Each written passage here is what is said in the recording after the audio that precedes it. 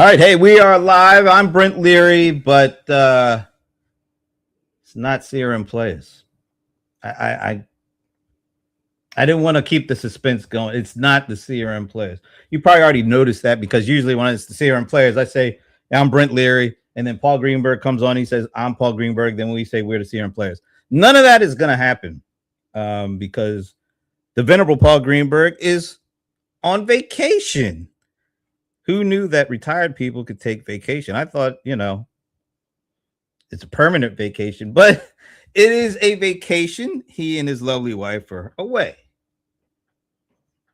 which is nice.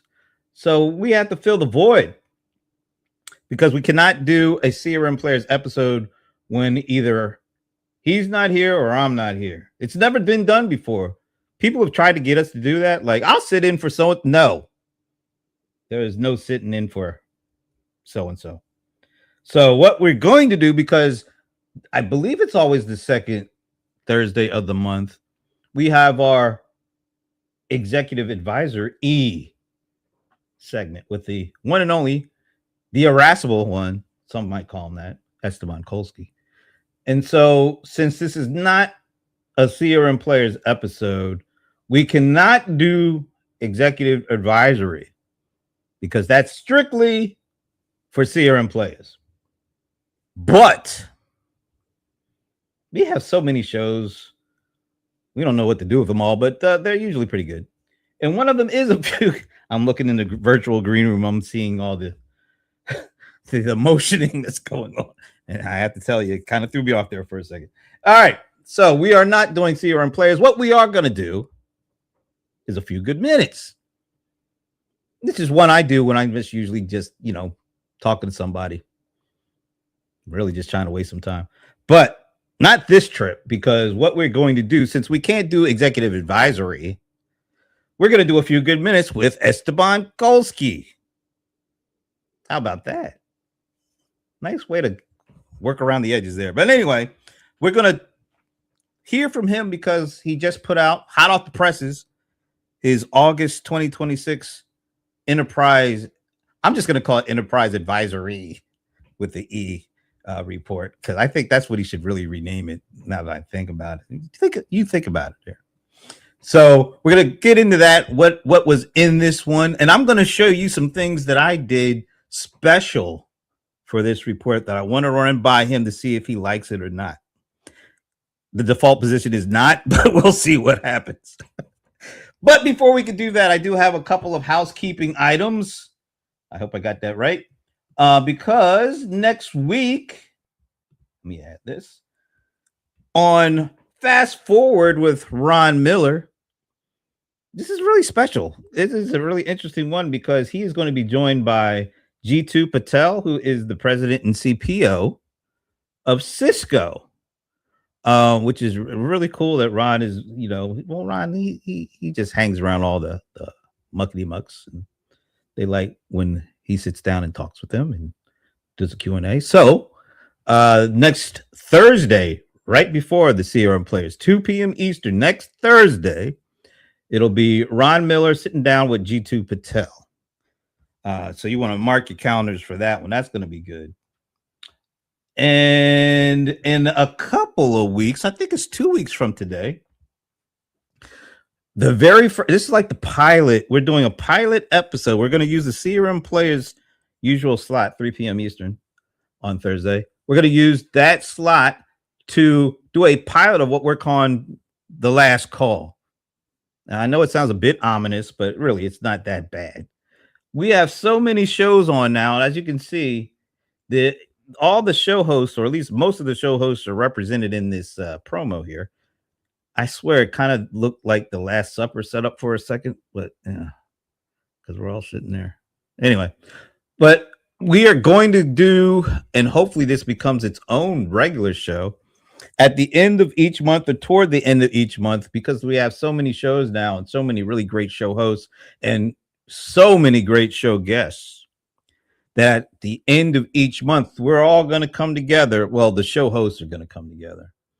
And we're going to, just for the last time in that month, whatever the big thing is, or whatever the big kind of topics or articles or discussions, we're all going to get together because, we have a lot of those discussions on our individual shows. But we're all going to get together, just throw them all out there, and we'll all have at it. It's going to be a big discussion. We're calling it the last call because we're hoping it'll be at the end of each month that we're going to do this. And all the show hosts are represented, as you can see there. You can probably see, like, you see me on the left. Yeah. And then I don't know why Ron Miller is smiling that wide, but that is Ron Miller there. Yeah, and then Paul, I don't know where Paul's looking. He's just kind of looking straight ahead. But anyway, we're all there. I'll tell you, I want to apologize right now to Dave Smith, DJ Wiz. He is represented on the far right, sitting down with that pink shirt. That's the worst representation of any of the folks on here. He looks way better than that. So I will just say my apologies to Mr. Dave Smith for that. I tried to get it better, but I don't know. Could have been better. I don't know why Shashi is about 7 foot tall here either. He's really tall in that picture. Him and Pete Smith. I don't know why they're so damn tall. But anyway, join us 2 weeks from today. Check that out. I think that might be the last thing I have. Let's see. Is there anything else? No, I'm going to get rid of that for the time being because I'm bringing on the one and only Esteban Kolsky. Yeah, that was too much. Wasn't that just a little too much? Dude, that was too much. That was too much. By the way, speaking of AI pictures, I think I told you this, but I sent my parole officer the one that he used for the promo. He said that I look like a perv. First of all, you have a parole officer, huh? That's good to know, man. We were to discuss in detail, but something like that. So first of all, thanks for doing this. We had to do some rejiggering because blame it on the Venerable Paul Greenberg for going on vacation when he's retired. Can I say something before we start? I want to make sure that Paul knows that he matters. He was really hurt that we didn't include him in this. Oh, he was joshing. He was complaining that he doesn't matter, but I want to make sure he knows that. Paul, you matter, Paul. We appreciate you. Should we get some violins in the background, man? I'm going very Gen Z on this one. We appreciate you, Paul. You matter. Wow. And on that cheery note, all right. So before we get into the report for this month, I have a bone to pick with you, but it's not actually you. It's our mutual friend, although I think he's more your friend than mine after hearing this. Alan Berkson. I want to play this clip. Last week, we were doing our show. We were talking about this, me and Paul, just us talking about something relevant in the industry. And this comment shows up. We don't need it. We don't need him, Alan. We're doing a very good job explaining this. Thank you, Alan. Alan, you're ruining our corporate narrative. Yeah, you're right. I don't even have to. I don't even want you to know what we were talking about. You were talking about open source and open weights. Oh no, we were talking about Yankees and Mets. Oh, I can explain that too. I just wanted to point that out because, quite honestly, Alan, you were just out of line. Out of line. But that's okay. Alan, I appreciate you too. Yeah, it's just the warm and friendly Esteban Kolsky. Alan, actually, I wrote something yesterday, posted on LinkedIn, and Alan reposted it saying, whenever I have something I don't understand, I always start with Esteban Kolsky, and you should too. So, I said thank you online, but thanks for adding that. That's really appreciated. All right, let's move on. Sorry, Alan, we got to move on. All right, so this is you just released your August edition. What is the official name of your report, your monthly report? It's an enterprise technology intelligence book. I think it should be. Idea is like, I think you should spell. I think you should spell advisory with just the big advisory E with an E. A big E at the end, so it's advisory. E. Yeah, man. I bring it up to the marketing department, dude. Oh, look who it is! Look who it is! He is fiercely loyal, and I appreciate that. Yeah, the who. To who? Or is it whom? I don't know. Just make sure I get the grammar right. To whomever deserves it. All right. So summarize what this month's report was about. It's not about AI anymore. That's it? You want more than that? Oh. Yeah. That was you tell you what. Expand. I'll give you first dibs. I just finished writing the script for the video. I do a video every month on the report. Okay. I just finished writing the script for the video, so I can actually give you, the highlights. I'm not going to do the whole script because it's like a minute and a half. But basically, AI is no longer the technology, but it's just another technology. It's becoming a component of the infrastructure that our organizations need to have. There's 3 reasons for this. Number 1, technology spending is moving away from AI into foundational elements and infrastructure elements. We're not buying agents and building elements. We're buying compute power. We're buying memory. We're buying storage, and we're buying better data tools, and we're buying observability, and we're buying all the things that makes us work the way that we need to do. IDC expects that the budget is grown 56. The IT budget is growing 56% from last year to this year, and both IDC and Gartner said that about 70% of that is going into infrastructure. Second, AI became an economic accountability problem, not a whether it works problem.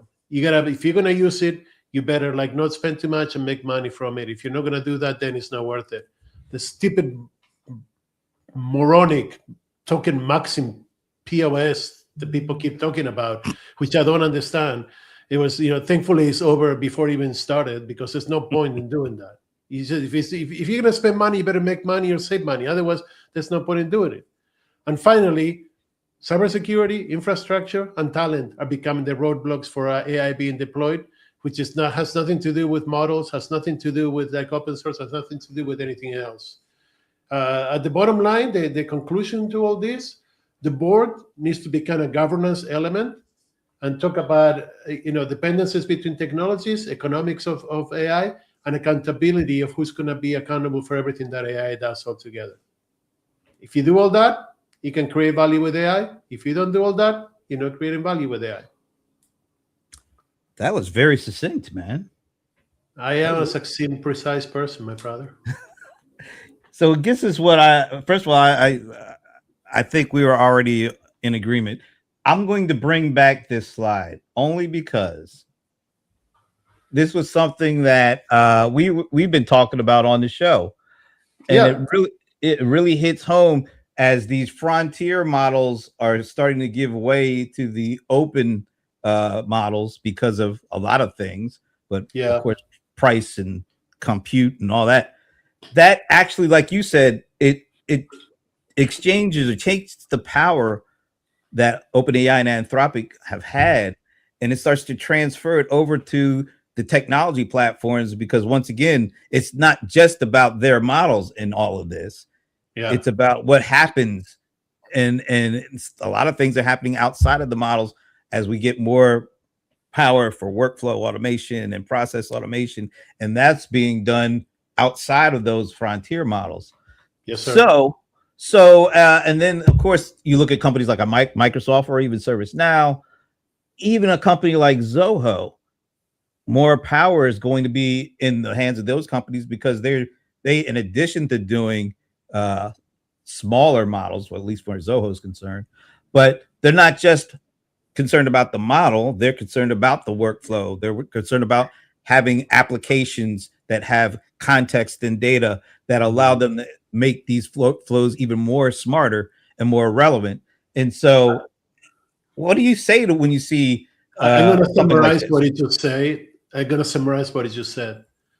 I agree with you 100% that the open models, frontier models, are not really relevant for the enterprise. On a couple of recent studies, they weren't able to solve more than 3 to 5% of enterprise processes with frontier models, straight up as they are, even with all the increase in quote unquote reasoning and power and advantages that they have. They still cannot resolve more than 3 to 5%, because the enterprise relies on its data and relies on its processes more than it relies on the common wisdom of the internet, which is what the frontier models actually rely on, right? And we can have that conversation on what that is later. But what he just said is basically frontier models are not going to solve the enterprise problem.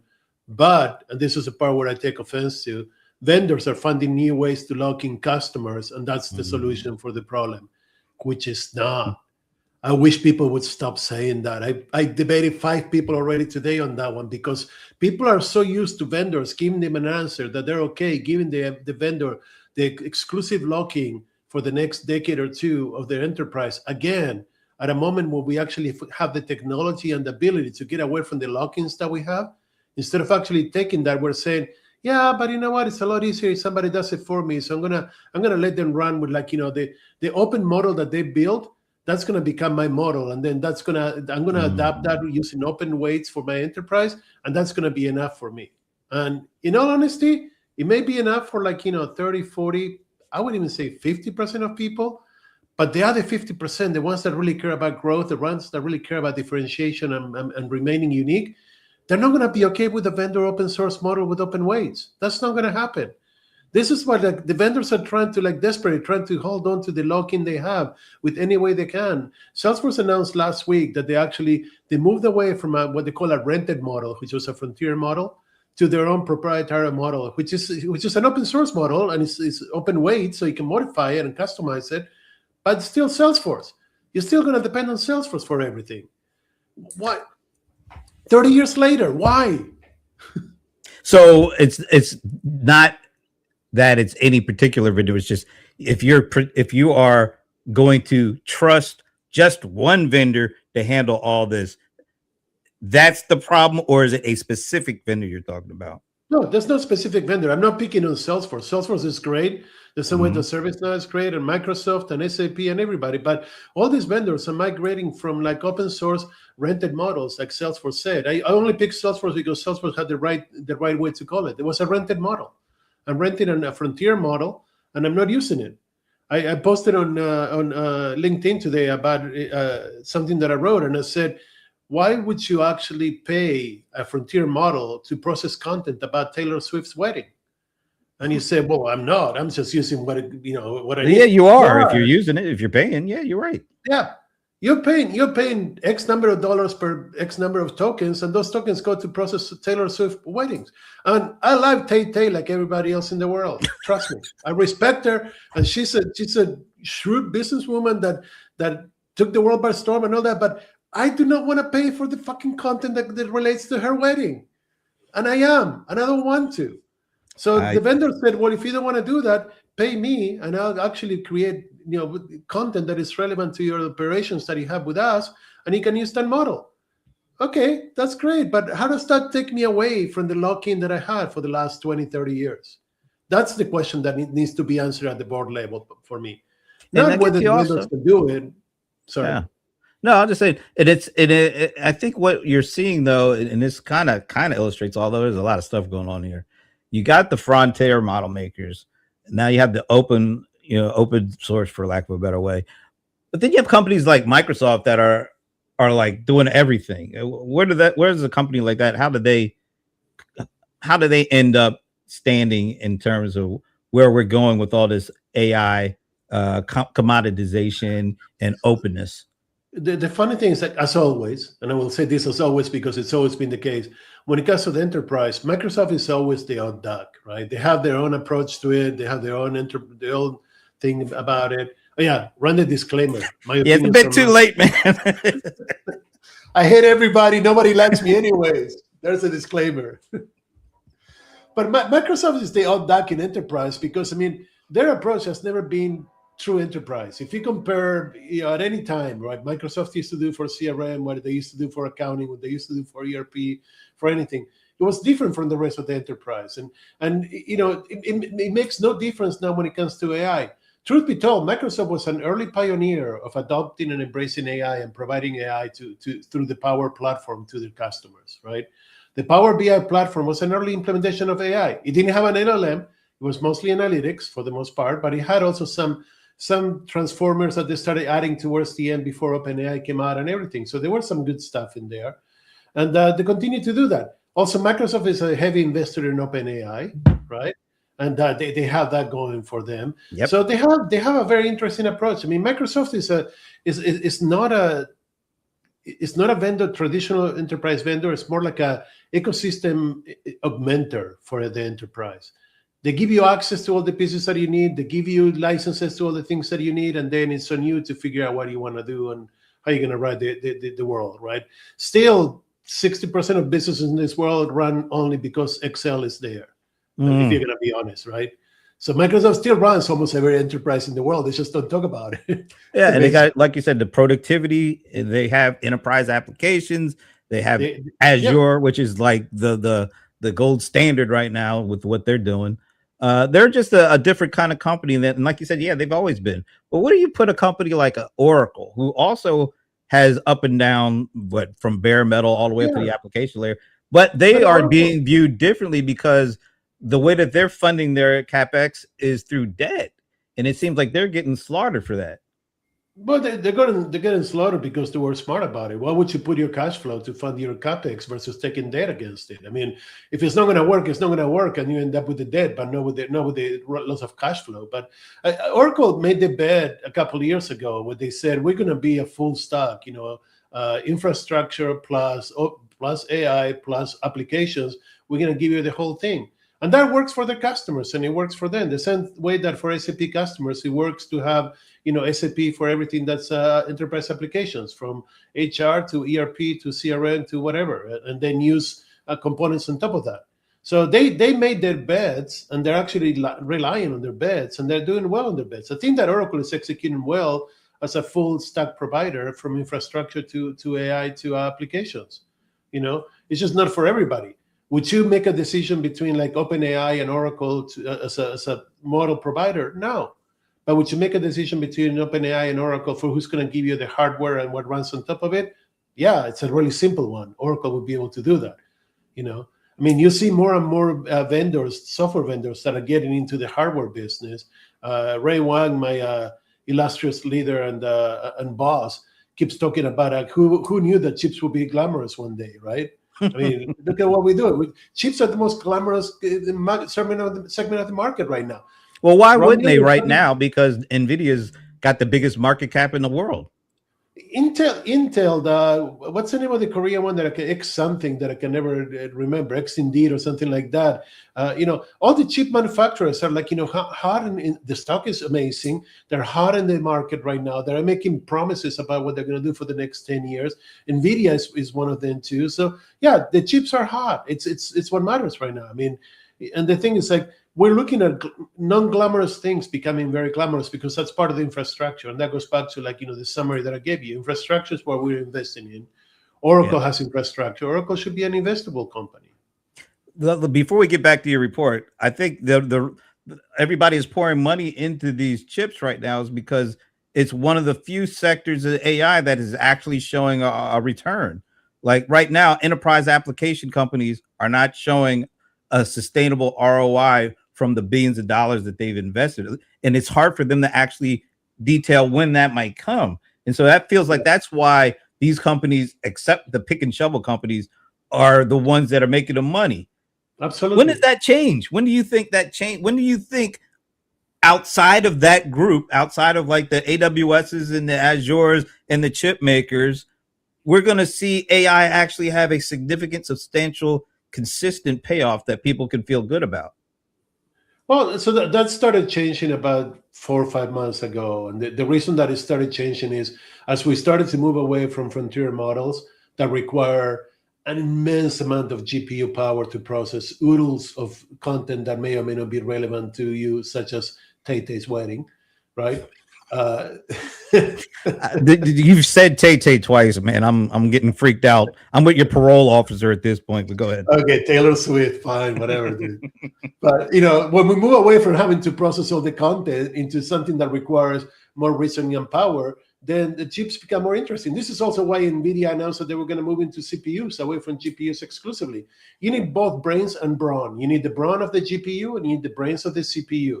And this is why it's becoming more interesting, because the investments in data centers that was almost exclusively, supposed to be for GPUs, it's actually becoming divergent now. And it's getting a lot that is being invested in like CPU power, not just GPU power. Also, there's a lot that is being invested in storage, not just processing and compute power. So there's a change in the way that things are done. And at the end of the day, no matter what, you still need chips to run all this stuff. But guess what? I'm going to throw this out there and then we probably have to move on.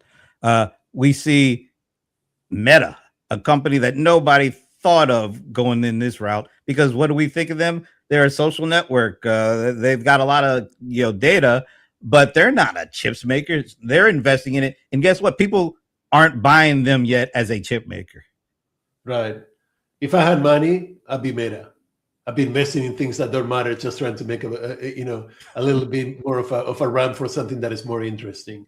I think that the biggest thing that Meta has to offer right now is the fact that Llama is an open source, open weight model that could be used by people to do whatever they want. That to me is the most important thing that Meta offers. I mean, NVIDIA, Meta, Cisco, everybody announced that they're going to create their own chips for AI, right? And the nice thing about announcing data centers and chips for AI is that both of them take 2 to 5 years to make. So you don't really have to deliver them at the end if things change. You can take the PR hit and be like the cool hip kid, and then you don't have to deliver at the end. Well, the thing about Meta is they're actually making money. It's not like they're going broke, although their free cash flow did start to dip. Nothing like what's going on with AWS or Amazon. But I think it's hard for a company, for the market, to view a company that has been over here and been a leader in this segment to all of a sudden be taken very seriously when it comes to hardware stuff. I don't know. That might be a little tough one. But it's always been that case. I mean, software and hardware are two different worlds, and Meta is neither. Meta is kind of like a software, but it's a consumer provider, a consumer market provider. So it's not a hardware or software. So, but also keep in mind that Meta did the stupid glasses. That's right. The metaverse AR VR thing. Yeah. They always did an investment in things that forward the vision that they have that nobody else has, and that's basically what this investment in chips comes from. I think the last word on Meta, I think the problem that they're going to have is, I think it's a smart, actually, I do think it's a smart move for them to go into chips. The problem that they're going to have is that when they first, I think it was the first quarter or the last quarter of last year, they actually said that their AI investments were giving them an ROI, but it was from applying the AI stuff to their current ad business.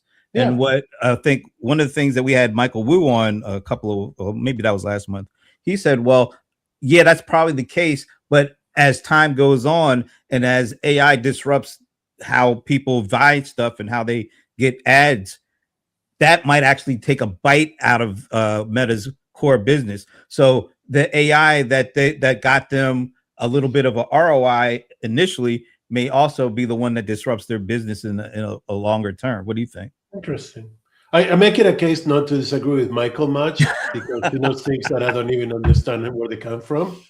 But I really don't think that. I think that. Let me rephrase that, because I didn't think and I thought at the same time. I think that what Meta is doing is the smart approach, which is consuming your own product. I mean, using your own model to enhance your product. It's basically what every enterprise should be doing. Create a model that works for what you do and use it and enhance your operations, increase your revenues, lower your costs, create new processes. That's the whole purpose of AI. So Meta is basically showing what an enterprise should do. It's like, we have the components and then we're going to make it better. Should they invest in chips? That's the whole separate conversation, because I don't think that is completely related to the use of AI. Should they, continue to give Llama as an open source model? Absolutely. Yeah. Because if nothing else, they get the world to make it better for them. Yeah. So all right. I don't think that Meta is doing it wrong. I think that Meta is doing it right. I think that, there's a few companies that are doing really, really well, but they're not getting enough credit for what they do. I mean, Disney is doing a fantastic job. Capital One is doing an incredible job. Visa is doing an incredible job. Walmart is doing a fantastic job, probably leading among all the enterprises out there in the use of AI. And literally, not even 1% of it comes to frontier models. They've been doing this for 10, 15, 20 years. Same thing with Disney. Disney's been doing 20 plus years of AI analytics. So these companies have their own universes.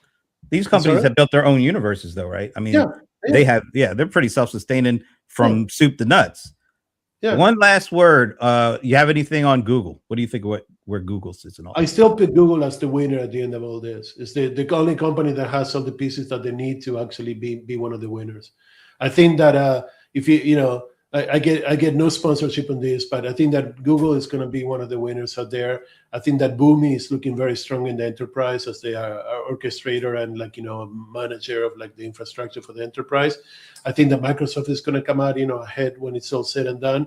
And I really, really have a hard time seeing a long-term enterprise value for either Anthropic or Google OpenAI.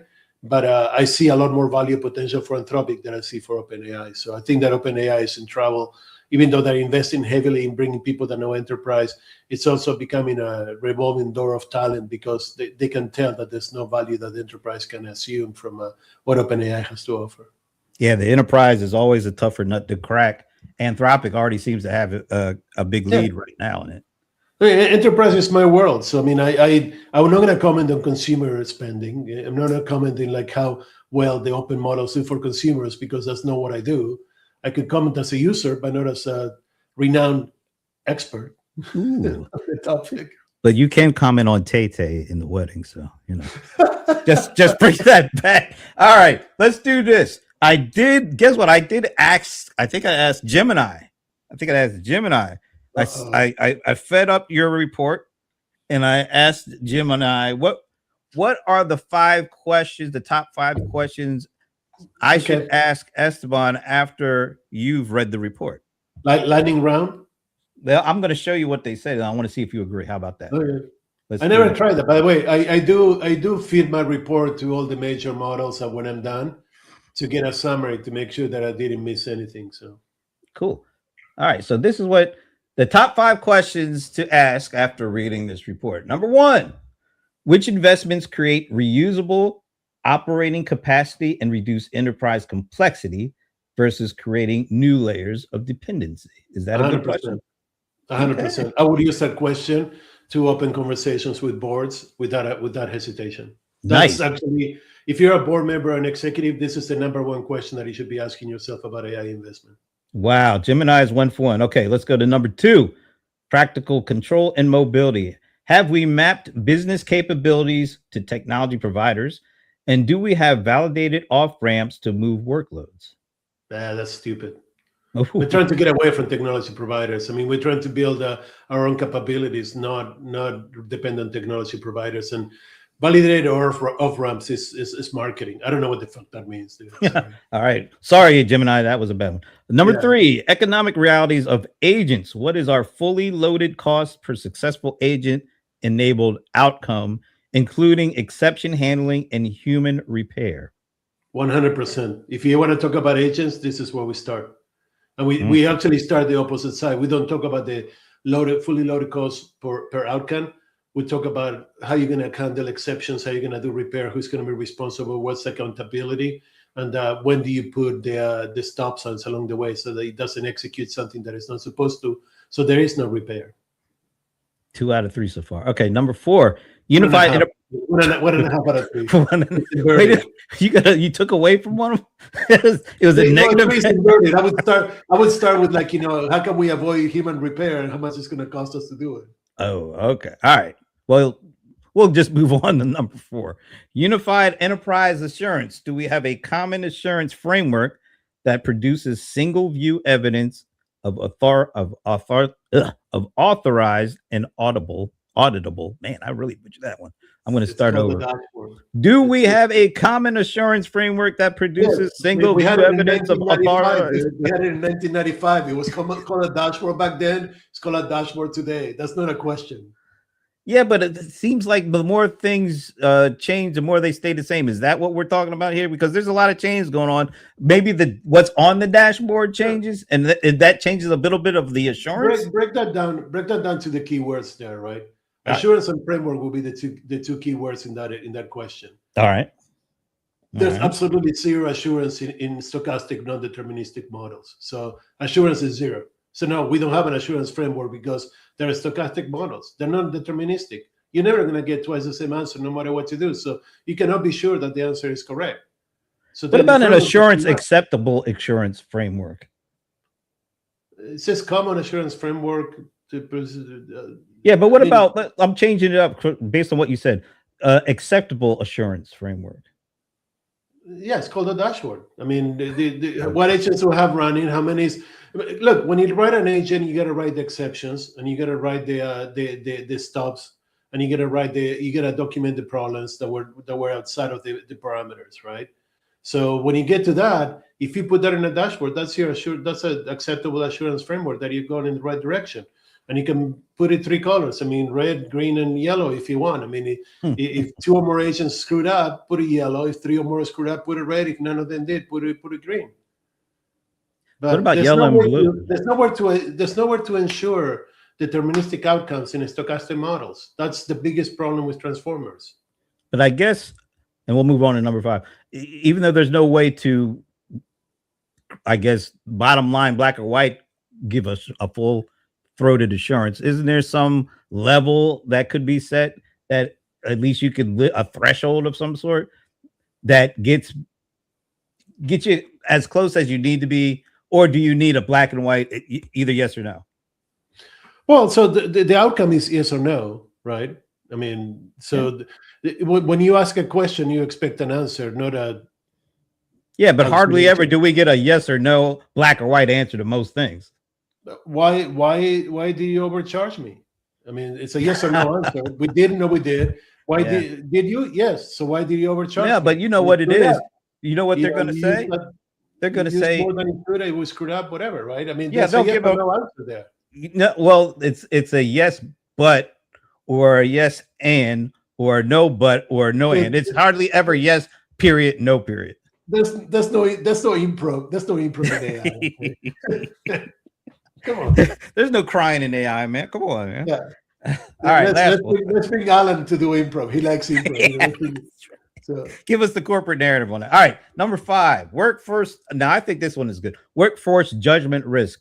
Are we formalizing a strategy to codify and preserve critical judgment before reductions? Oh, excuse me, before implementing reductions or automation? So 3 parts to that. Number 1, to answer the question, no, but that should be priority number 1 or 2. I was going to say, would you move that one up? Would that be up further? Okay, I just want to. Above everything else, you need to make sure that you preserve the enterprise knowledge, right?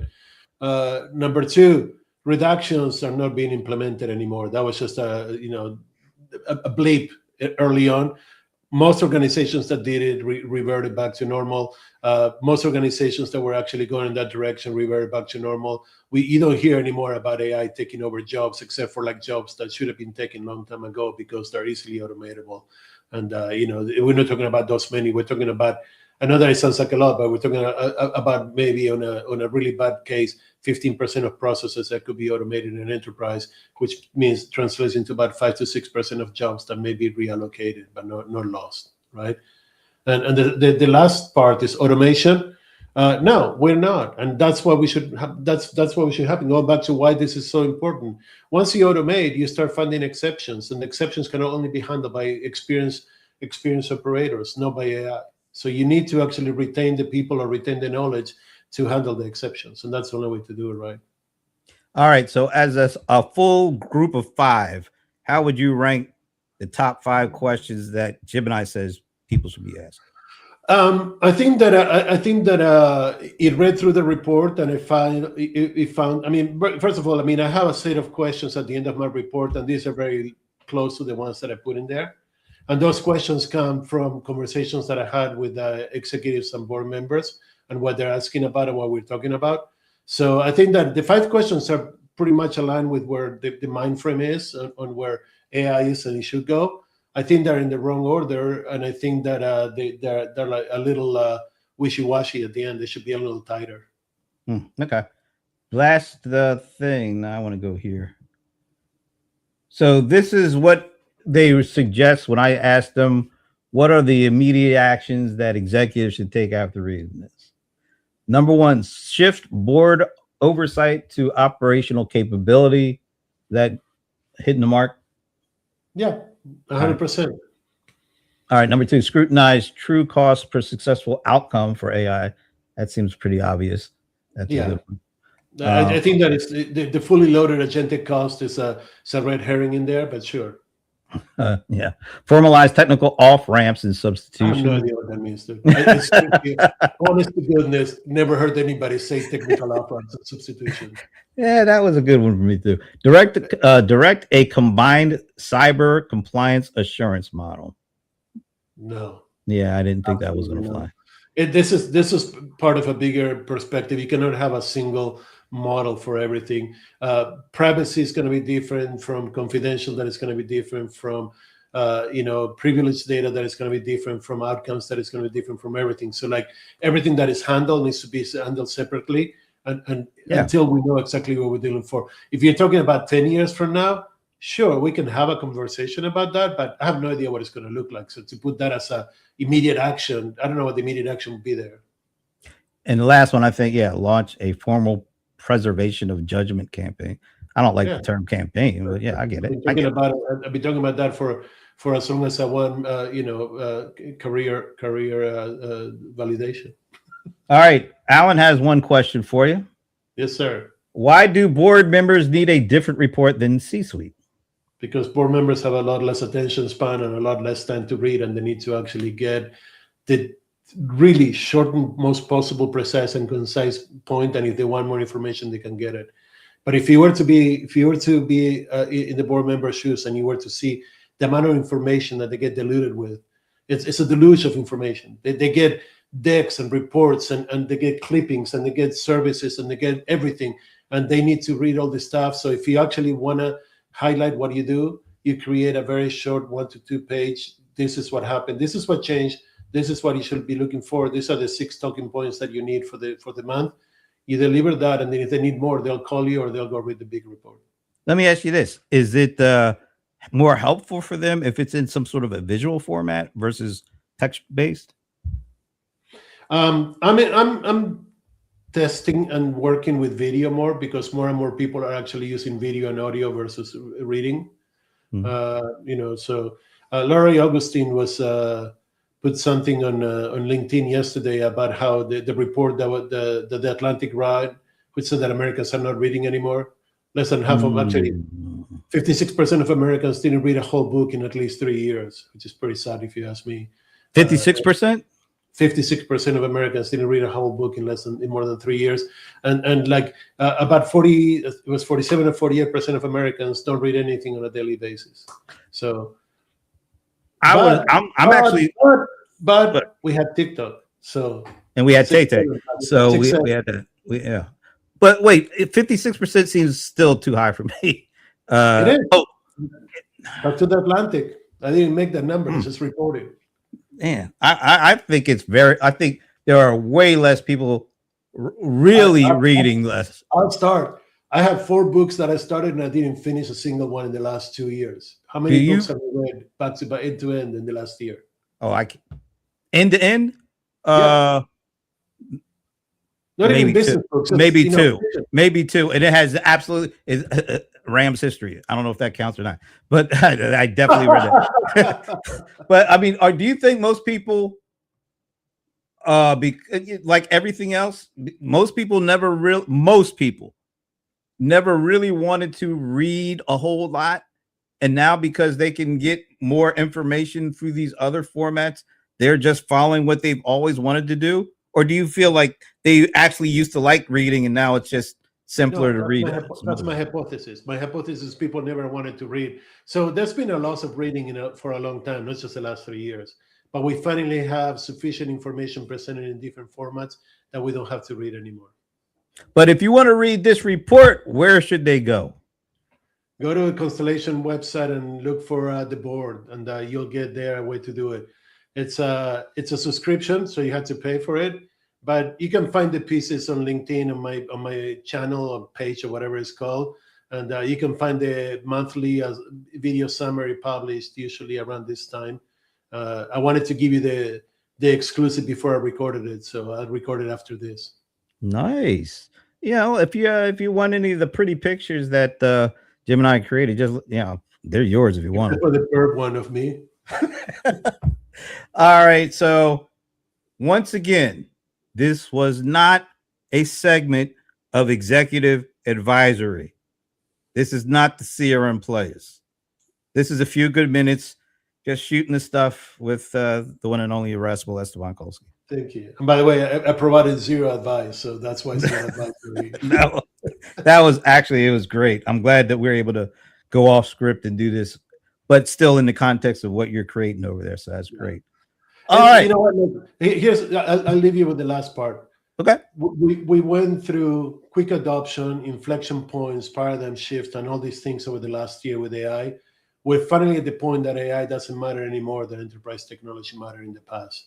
So now we can actually go back to creating good strategies where AI is part of them versus have to freak out and worry about what we're going to do about AI. So this is a good time. And next year is going to be a fantastic year. This is a good time in this conversation because that just opened up a whole other door. So we can't walk through that right now, but that's interesting. All right. So do you mind if I call you the irascible one? Because that's I love that you call me the irascible one.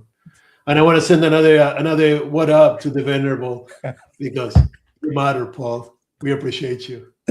You know, you know that Sarah McLachlan song that they play in those commercials for like the injured pets, and they have them looking all. Why when you say something like that, why do I start hearing that song in the background?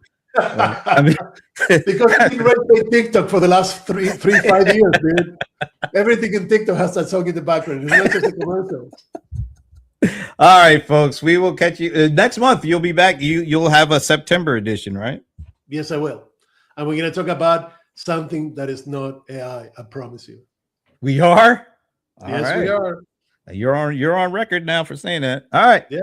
So on the behalf of the irascible Esteban Kolsky, I'm Brent Leary. See you next week when the CRM Playaz will actually be back. See you then.